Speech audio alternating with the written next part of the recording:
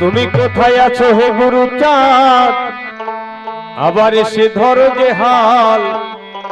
তুমি কোথায় আছো হে গুরু চাঁদ, কোথায় আছো হে গুরু চাঁদ, আবার এসে ধরো যে হাল। কোথায় আছো হে গুরু চাঁদ,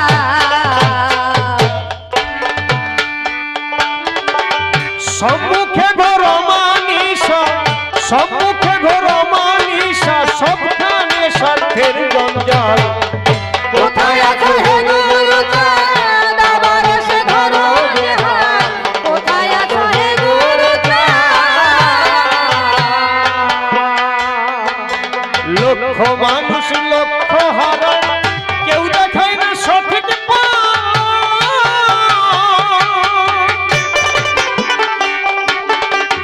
মুখে মিষ্টি অন্তরে বিষ, নানা মনের নানা মন। নানা মনের নানা মন।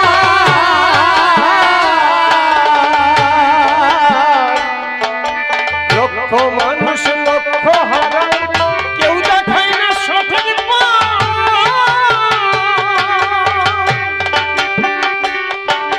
মুখে মিষ্টি অন্তরে বিষ, নানা মনের নানা মন। নানা মনের নানা মন।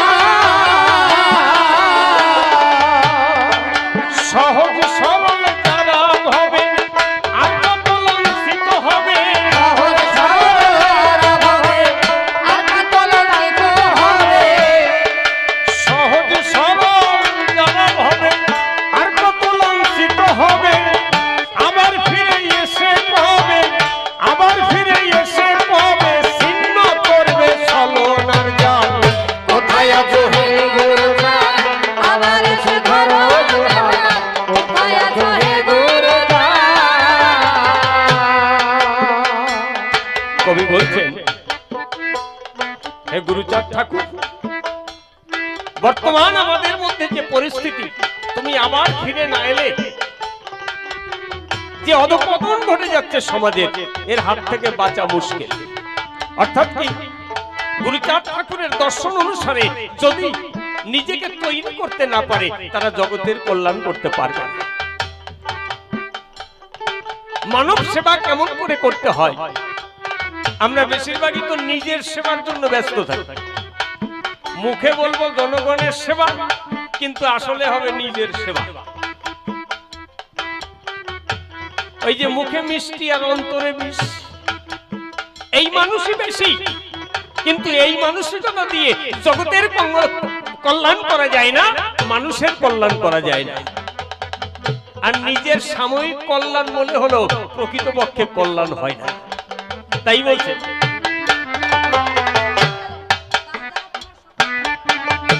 যারা তোমার দয়ায় সকল পেল, তারা বেশিরভাগ বিপদগামী।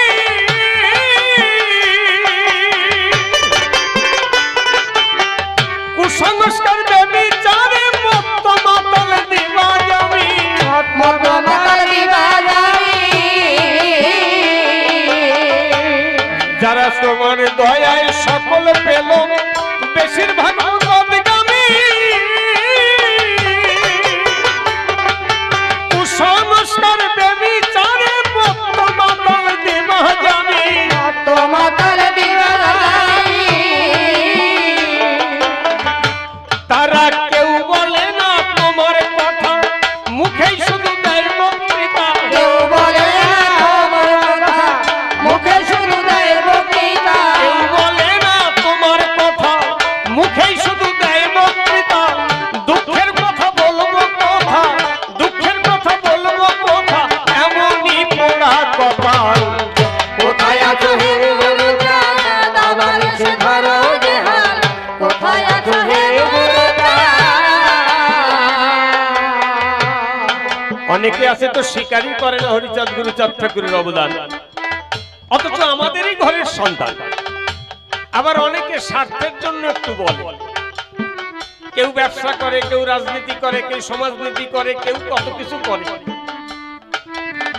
যদি তাদের একটুখানি ভালোবেসে এখান থেকে কিছু স্বার্থ সংগ্রহ করতে পারে, প্রকৃতপক্ষে এই সাধারণ যারা আপনারা মানুষ, আপনারাই হচ্ছেন প্রকৃতপক্ষে ঠাকুরের ভাবধারা নিয়ে চলে। এখনো সাধারণ মানুষের মধ্যে যে সততা পাওয়া যায়, যে ন্যায় নীতি পাওয়া যায়, এটা আমরা যাদের খুব বড় দেখি তাদের মধ্যে এগুলো পাওয়া যায়। বেশিরভাগ, সবার কথা বলছি না। কেন? তারা নিজের স্বার্থের জন্য সবকিছু করে, কিন্তু সাধারণ মানুষ স্বার্থ জলাঞ্জলি দিয়ে মানুষের সেবা করে। তাই বলছে, মানব ধর্ম ভুলণ্ঠিত দুর্নীতির আজ প্রবল ঢেউ, এ দুর্দিনে তুমি বিনে রক্ষা করবার নেই তো কেউ। রক্ষা করবার নেই তো মানব ধর্ম ভুলণ্ঠিত দুর্নীতির আজ প্রবল ঢেউ, এ দুর্দিনে তুমি বিনে রক্ষা করবার নেই তো কেউ। রক্ষা করবার নেই তো তোমায় ভালোবাসে যারা দিনহীন কাঙাল তারা, তোমায় ভালোবাসে যারা দিনহীন কাঙাল তারা, তোমায় ভালোবাসে যারা দিনহীন কাঙাল তারা, যে গাছের ডাল ধরে তারা, যে গাছের ডাল ধরে তারা, ভেঙে পড়ে সেই গাছের ডাল। কোথায় আছে হে গুরুজন আমার সে ধরো যে হাত, কোথায় আছো হে গুরুজন। একটা কথা মনে পড়ে, আজকে যেভাবে বিভিন্ন ভাবে উচ্ছৃঙ্খলা বেড়ে গেছে, দুর্নীতিবাজ বেড়ে গেছে, খুনি, ধর্ষণ, হত্যা, আজকে বাংলাদেশের যে অবস্থা, যাদের উপরে অত্যাচার করা হচ্ছে তারা তো ক্ষতি করেনি কারণ। বিভিন্ন জায়গায়, ভারতবর্ষের নানা প্রান্তে বিভিন্ন জায়গায় সাধারণ মানুষের উপরে অত্যাচার হয়, কিন্তু এই যে অত্যাচার এ সহ্য করা যায় না।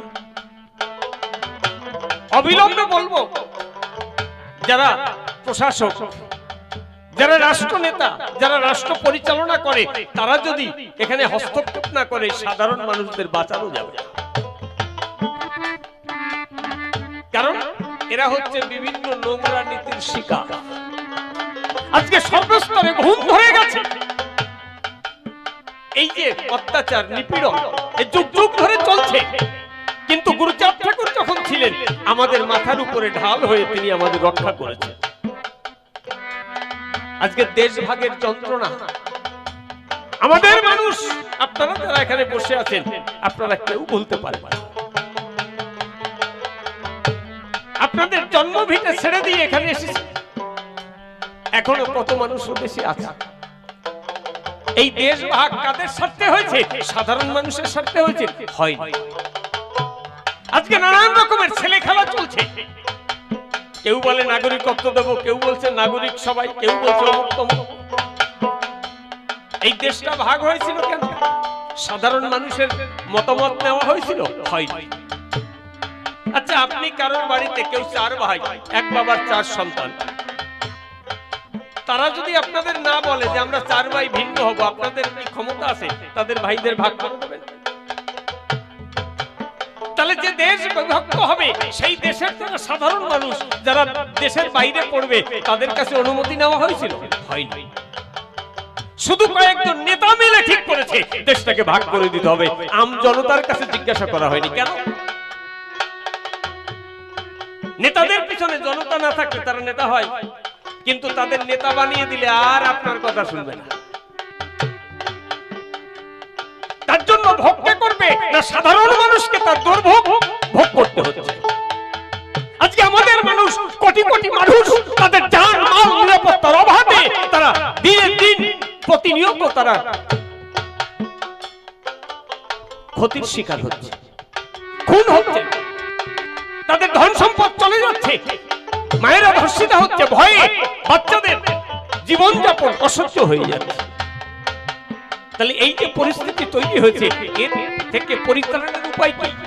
পরিত্রাণের উপায় গুরুচাঁদ ঠাকুরের মতন যদি কেউ না আসে, তাহলে আমাদের পরিত্রাণ হবে না। যাদের হাতে আমরা ভাবছি এরা সবকিছু করবে, তারা যদি করতো এই পরিস্থিতি আমাদের তৈরি হতো না। কেন? আমরা কি অপরাধ করেছি?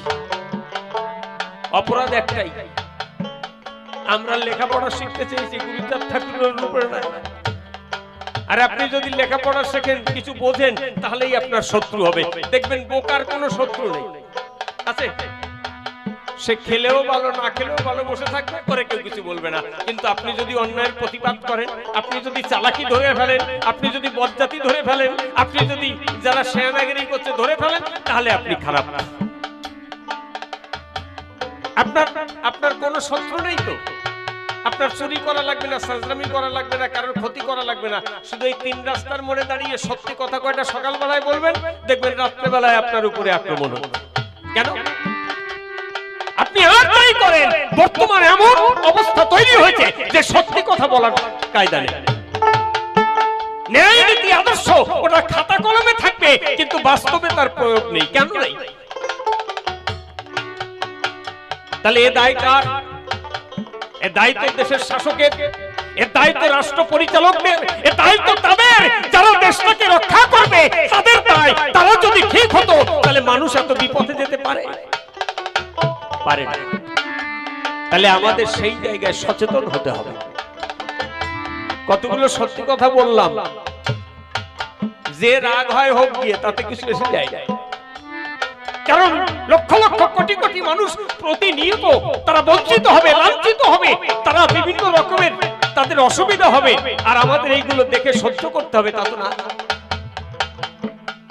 আমরা নাকি স্বাধীন দেশে বাস করি, সাধারণ মানুষের দেশে স্বাধীন হয়েছে। স্বাধীনতার কি রূপ তারা জানে?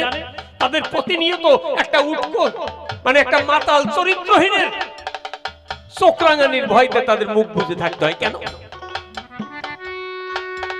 একটু পার্টির নেতা ধরবে, একটু নেতার সাথে চলবে, লেখাপড়া জানে না, নিয়ম নীতি জানে না, নেশাখোর, চরিত্রহীন, সে পাড়ার নেতা। এই পরিস্থিতির মধ্যে দিয়ে মানুষের জীবন যাপন করা চলে। মাথা ঝুলাবেন না, এটা আপনাদেরও দোষ আছে। একটা গ্রামে কয়টা মাতাল থাকে, কয়টা এরকম মোস্তান থাকে? একটা গ্রামে 1000 লোক, 50 জনই থাকে এক দলে। আপনারা যদি 900 লোক এক জায়গায় দাঁড়ান, ওরা টেকে, আপনারা চুপ করে বসে থাকবেন, না বাবা ওদের পিছনে কত কিছু আছে। কিন্তু আপনারা সাধারণ মানুষ যদি একসঙ্গে হয়ে যান, দেখবেন ও সমস্ত সব উড়ে গেছে, আপনাদের সামনে পারবে না। তাহলে দোষ আমাদেরও আছে। আমরা তাদের সুযোগ দিচ্ছি, তারা সুযোগ নেবে না। আমি সবই খাঁটি কথা বলবো, আমাদেরও দোষ আছে, তাদেরও আছে। এই জন্য আমাদের সচেতন হতে হবে। মতুয়া ধর্ম দর্শন সচেতনতার দর্শন, যেখানে পরিষ্কার পরিচ্ছন্ন ভাবে মানুষের মানবতা দিয়ে, মানুষের কল্যাণে, মানুষের পাশে দাঁড়িয়ে জীবন উৎসর্গ করতে হবে। তবেই তুমি মতুয়া হবে, তবেই তুমি একজন খাঁটি গুরুচাঁদ ঠাকুরের সেনা হবে। মানুষের মুখের অন্ন কেড়ে খাবে, মানুষকে ঠকাবে, মানুষকে ভুল পথে নিয়ে যাবে, আর নিজের পকেট ভরাবে, এটা মতুয়া হতে পারে না। এরা মতুয়া ধর্মের লোক হতে পারে। সেই জায়গায় দাঁড়িয়ে আহ্বান করা হচ্ছে, আজকে যে অবস্থা, মানব ধর্ম আজকে ভুলুণ্ঠিত, মনুষ্যত্বের দাম নেই, শিক্ষার কোনো মানে নেই, আজকে বিবেক বলতে কোনো কিছু নেই। সবকিছু মাটি দিয়ে কতগুলো ভণ্ড আর কতগুলো চরিত্রহীন লোকের কথা শুনে আমাদের চলতে হচ্ছে। খুব খারাপ বিষয়। এই জায়গায় দাঁড়িয়ে তাই বলছি, হিংসে বিদ্বেষ পরিপূর্ণ মৌলবাদী প্রশিক্ষণ, মানব ধর্ম লুপ্ত, আদি ধর্মের নামে খুন ধর্ষণ, ধর্মের নামে খুন ধর্ষণ, হিংসা বিদ্বেষ পরিপূর্ণ মৌলবাদী প্রশিক্ষণ,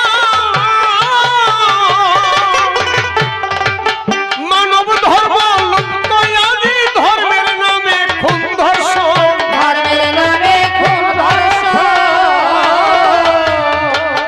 উত্তম বলে দেখিতে পাই বিজ্ঞানের কোনো দাম নাই, উত্তম বলে দেখিতে পাই জ্ঞান বিজ্ঞানের কোনো দাম নাই, উত্তম বলে দেখিতে পাই জ্ঞান বিজ্ঞানের কোনো দাম নাই, অসভ্যরা মিলে সবাই, অসভ্যরা মিলে সবাই মন্দির মসজিদ করিছে ঢাল।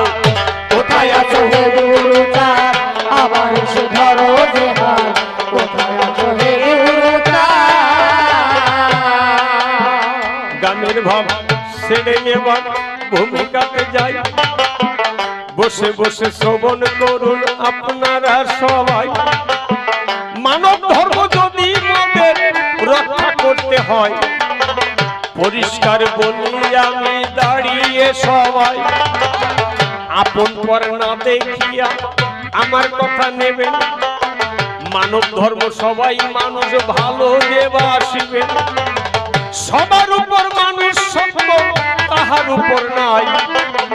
চণ্ডীদাস বলেছেন শুনেছি সবাই, বিশ্ব মানব ধর্ম ওই যে রক্ষা করবার পরে হরি ঠাকুর এসেছিলেন এই না চরাচরে।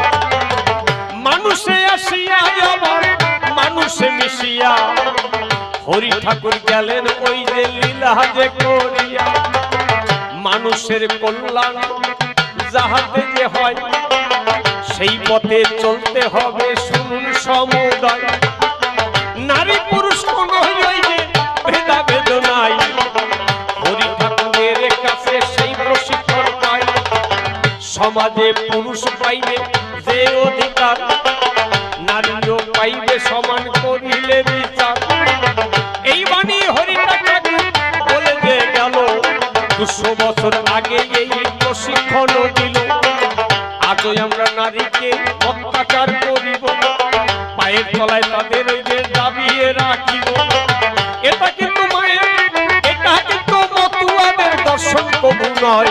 ভালোভাবে জেনে রাখুন যত মহাশয়, নারী পুরুষ একত্রে হরি নাম করিবে, হরি নামে মত্ত হয়ে সদর্পে চলিবে। কোনো কিছু তাদের মধ্যে ভণ্ডামি নাই, পরিষ্কার করে আমি বুঝাইয়ে যাই। গুরুচাঁদ ঠাকুরের কাছে যেজন যেত, ডাক দিয়ে তাদের কাছে তখনই কেমন তোর সংসার আমার কথা নিবি, ভালোভাবে একটুখানি বুঝাইয়ে দিবি। ডেকে বলতো গুরুচাঁদের কাছে সেই সময়, ভালো আছি বলি। তাহলে তাহলে গুরুচাঁদ ঠাকুরের কাছে কেউ যদি যেতেন, জিজ্ঞাসা করতেন কেমন আছে, বলছে বাবা ভালো আছে। জায়গা জমি কিছু আছে করি যে বর্ণনা, অসুবিধা টাকা পয়সার কিছুই হয় না। 4টে ছেলে আমার ওই যে কিষেন হয়ে গেছে, সংসারের অভাব আমার দূর হয়ে গেছে। বলছে বাবা আমার 4টে ছেলে কিষেন খাটতেছে, আমার আর সংসারে অভাব নাই। বলছে ও 4টে ছেলে কিষেন হয়ে গেছে আর তুমি গোসাইগিরি দিয়ে বেড়াচ্ছ, এই হারামজাদা বেরো ওখান থেকে, আর ওলাকান্দি ঠাকুর বাড়ি আসবি না। বলছে কেন? বলছে কেন 4টে ছেলে স্কুলে না পাঠিয়ে কিষান খাটতে পাঠাচ্ছ, আর নিজে আচার মালা গলায় দিয়ে চুল দাড়ি রেখে মতুয়া গোসাই সাজিছ। নিজে বোকা হয়েছিস, গরু হয়েছিস, সন্তানদেরও গরু বানাবি? এটা নয়। আজকের থেকে যা, যেদিন ওই 4টে ছেলেকে কিষান খাটা বাদ দিয়ে লেখাপড়া শিখিয়ে মানুষ করতে পারবি, সেই দিন ঠাকুর বাড়িতে আসবি। দেখেছে গুরুচাঁদ ঠাকুর তো বলতে পারতো বাবা অভাব যখন নাই, টাকা পয়সা আছে তো একটু বেশি করে দক্ষিণা দে, তা বলেন। কারণ শিষ্যের কাছে দক্ষিণা তিনি তো নিতেন না, আর উপর দিয়ে সংসার মোটেই চলতো না। ব্যবসা বাণিজ্য আমার গুরুচাঁদ করিত, সবাইকে জানি সেই প্রশিক্ষণ দিত। কেউ যদি গিয়ে বলতো বলি তোমার ঠাই, ঘরে আমার খাদ্য খাবার কোনো কিছু নাই, ঠাকুরটাকে বলতো তুই আমার কথা নিবি, ছোটখাটো ব্যবসা কিছু তো করিবি। ডেকে বলতো কি বলবো আপনার ঠাই, মূলধন কোনো কিছু আমার তো নাই, পুঁজি পাটা কোথায় পাবো, ব্যবসা যে করিব, ব্যবসা করে কেমন করে আমি যে চলিব। ঠাকুর দেখে বলতো তুই আমার কথা নিবি, আমি তোকে টাকা দিচ্ছি আবার ফেরত দিবি। গুরুচাঁদে যখন সেই টাকা দিয়ে দিত, তাহার উপর তারই একটু চাপ যে দিত। বলছে শোন, এই যে টাকা দিলাম আমারে কিন্তু সুদ দিতে হবে। এই কথা শুনে মনে হয় না গুরুচাঁদ ঠাকুর সুদ কর, আসলে না। যখন ওই টাকা নিয়ে সুদ নিয়ে যেত, গুরুচাঁদ ঠাকুর সুদ নিতেন না, বলতো তোরে একটু চাপ দিয়ে রেখেছিলাম, আরে তোদের কাছ থেকে আমি সুদ দিতে পারি, আসল টাকা দে। যদি তোদের চাপ না দিতাম, সুদের কথা না বলতাম, তাহলে ভাবতিস ওই একটু দি। যদি তোর মতন আরো কেউ একজন বিপদে পড়ে আসে, যাতে তাদের দিয়ে সহযোগিতা করতে পারি, ওই জন্য আসল টাকা আমি নিতে চাই। এইভাবে কত আমরা দেখিতে যে পাই, লেখাপড়া চাকরি বাকরি ব্যবস্থা করিল, সকল কিছুর মাথায় বাবা গুরুচাঁদ ছিল। এমন বন্ধু এই জগতে আর তো পাবে না, পরিষ্কার সবার কাছে করি আলোচনা। এমন বান্ধব এই জগতে আর তো কিছু নাই, এই এমন বান্ধব এই জগতে আর তো কেহ নাই। আপনারা আমার চাইতে ভালো জানেন সবাই, গুরুচাঁদের চরিত্র পড়িলে পরে কত নিদর্শন আছে তাহারও ভেতরে। দক্ষিণ দেশে ওই যে গোপাল সাধু ছিল, গুরুচাঁদের কাছে ওই যে দখলেতে গেল। তাহার অনেক জায়গা জমা ছিল মহাশয়, অনেক পয়সার মালিক তিনি জানেন শুধু চাই। তাই যখন গুরুচাঁদের কাছে গিয়েছিল, গুরুচাঁদের সমাজ চেতনা যখন ঢুকিল, পয়সা কেড়ে দিয়ে সেজন স্কুলে যে পড়ে, কত অনাহারী মানুষ সেখানে যে পড়ে। পয়সা করি পিতা মাতা তাদের কেহ নাই, লেখাপড়া শিখে মানুষ হয়েছে সবাই। সমাজ সেবার মধ্যে দিয়ে জগৎ সেবা হয়, শুধু ধর্ম দিয়ে কিছু হবে না মহাশয়। তাই মতুয়া ওই যে ধর্ম দর্শন, কেন সাধারণ মানুষকে করিল আকর্ষণ। ধর্ম নাই শুধু ওই যে মানবতা দিয়ে, তাদেরকে দিচ্ছে ওই যে বড় বানাইয়ে। শিক্ষা দীক্ষা যখন কিছু যখন এতে পাবে, মানুষের মতন মানুষ সেজন্য হইবে। পর দুঃখে দুঃখে হবে করি যে বর্ণনা, নিজে একা একা সুখী কেহ যে রবে না। পর দুঃখে দুঃখী হবে বলি সবার ঠাই, এইভাবে শিক্ষা যদি পায় গো সবাই, আত্মকেন্দ্রিক কোনো কিছু কখনই হবে না। নিজের জন্য সকল কিছু নিজেই করবে না, সবার উন্নতিতে উন্নতি যে হয়, সবার মধ্যে ভালো মন্দ আছে মহাশয়। মানুষকে যদি কেহ ভালোবাসতে পারে, ভালো হয়ে যাবে সেই জন্য এই না চরাচারে। অনেকে কি করে জানে শুধু জন, অন্যকে ভালো নজরে দেখে না কখন।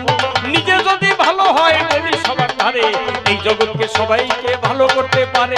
দেখতে দেখতে অনেক রাত্র হয়ে গেছে, তাই আর বেশি বলে ওদের কোনো কার্য নাই। এইবার মনে মনে আসে আমার ভাবো, দুইজন মিলে আমরা মিলন গীতি গাবো। মিলন গীতি গেয়ে আমরা বাড়ি যেতে চাই, আপনাদের ওই আমরা বাড়িতে পাঠাই। এইবার দুজন মিলে মিলন গীতি গাবো, মিলন গীতি গিয়ে সবাই বাড়ি চলে যাবো।